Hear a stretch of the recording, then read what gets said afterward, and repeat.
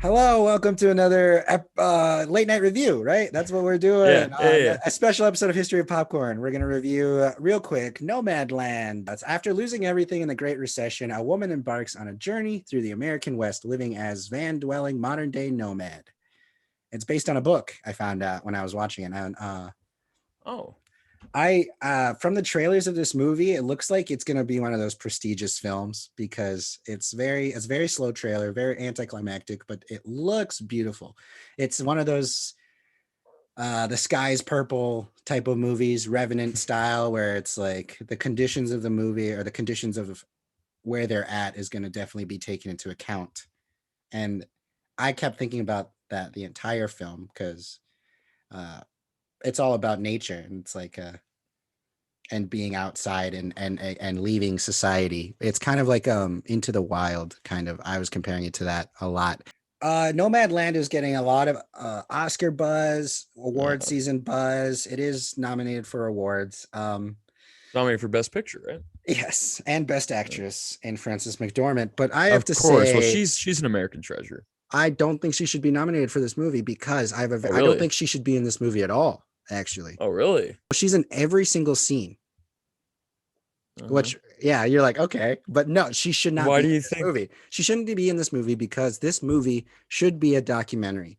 It takes place in a real world that exists. It's based on something that actually happened, but Uh, they take this, uh, um, like the Empire zip code. It's this thing that everyone, this group of people were working at this factory that they all lived there uh, to work there.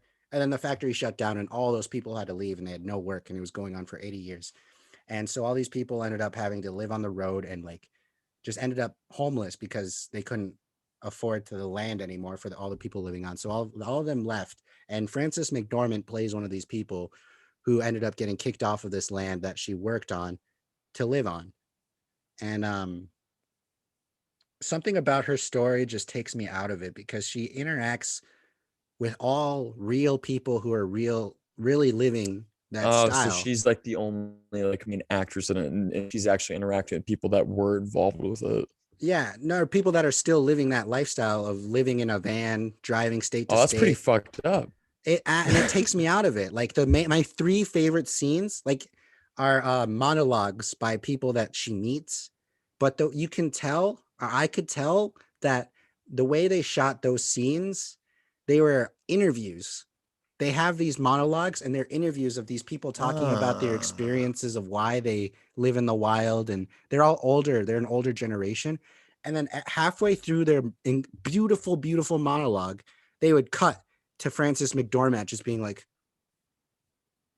and I just hated it. I was like, they should have Yeah, just that sounds made, awful. and then they kept, they added the storyline of Frances McDormand through the whole movie of basically the same story of like she doesn't want to live in society for a reason of ever since her husband died, she doesn't want to be in the society that she was with her husband. And her sister and her sister and her brother-in-law are realtors and sell houses. Like they do the exact opposite of what she does. And it's like that was too on the nose for, and that doesn't happen until like 85% of the film is done. So this is happening toward the end, and you don't find out about this sister, or well, you do see the sister earlier, but you think she's just like a friend, and she's just like, oh hey, in the store. And at the end, you're like, oh, that's her sister. And now they're like trying to help her. But I didn't care about Frances McDormand at all. I cared about all the real people that she came in contact with. There's a character Yeah. named Swankie, and there's a character. There's just like all these There's all these characters in this movie that were so much better. And originally, the idea was supposed to be to follow one of these people that actually live that lifestyle and just have her be the pinpoint through the whole movie. That's what But I was just gonna they penciled in like Frances McDormand for some reason. She's basically I like was a, just gonna ask that. Do you think that this was supposed to be a documentary and that was supposed to be it, but then someone decided like, oh well, let's bring this like actual like narrative to it. I don't think it was supposed to be a documentary because I believe Frances McDormand was the producer originally. I think Mm. she started as producer before she went to the director and writer, but she had the book.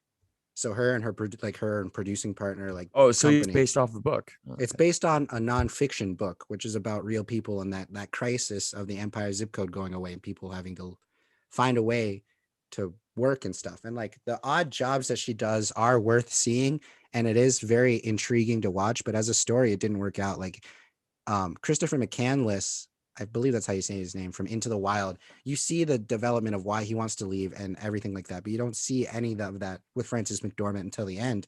And by that point, you don't care. And when you actually Uh-huh. do start caring, that's when she decides to stop living her nomad life, kind of. But then, Uh, spoiler, she ends up going back into her nomad life and committing to nobody and just continuing the nomad life. And it's just like, so this so is, everything that she's doing is a choice. yeah, everything she's doing is a Okay, so choice. that's yeah, no, It's that's like you that's don't, pretty fucked up. because it starts off with her like trying to find or losing her job at Amazon Mhm. right Yeah, I away. remember that. Yeah, Yeah, yeah, I yeah. remember And then by the end of the movie, it goes back to that cycle. So that job opens up again and she goes back to that job. And then after that job ends, she just goes back into that cycle. And it's like Mm.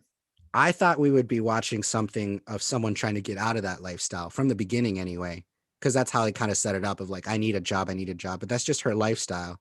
And she's not really tired of it.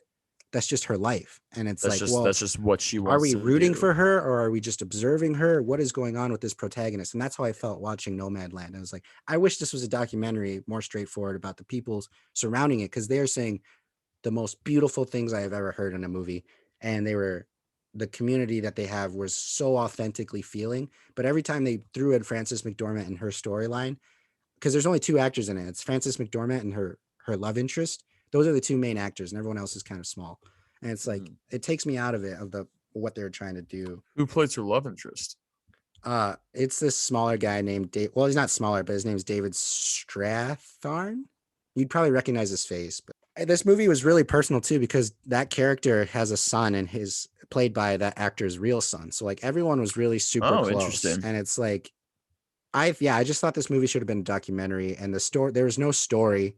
It was just an observation of this lifestyle that was beautiful, Yeah, actually. yeah, it just sounds like But I don't like Frances McDormand as in well, this that's what I movie. was just gonna say. Like, it sounds like, especially the way that you're explaining it, and it's the reason why I did not want to continue it is for that. It's like I hate this